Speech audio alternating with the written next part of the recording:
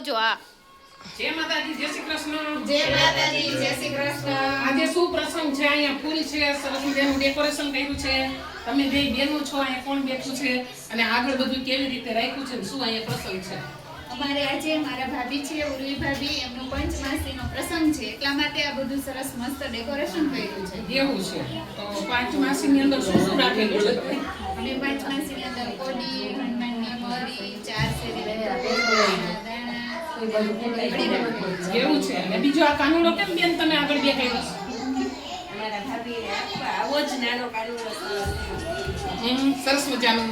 જય માતાજી, જય શ્રી કૃષ્ણ. લીલાબેન ચાંદલી, આજ સરસ મજાનું ઉર્વીનું પાંચમાસી માટે વિધિ કરવામાં આવે છે. આપણા જીવનની અંદર 16 સંસ્કાર હોય છે.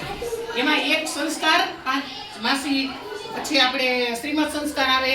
એટલા માટે સરસ મજાના અહીંયા બે બેનો અમારે જાનકીબેન અને ડિમ્પલબેન સરસ મજાના ઉર્વીનું પાંચમાસી લઈને આવ્યા છે અને આજ એવી સરસ મજાની આનંદથી એની વિધિ કરી.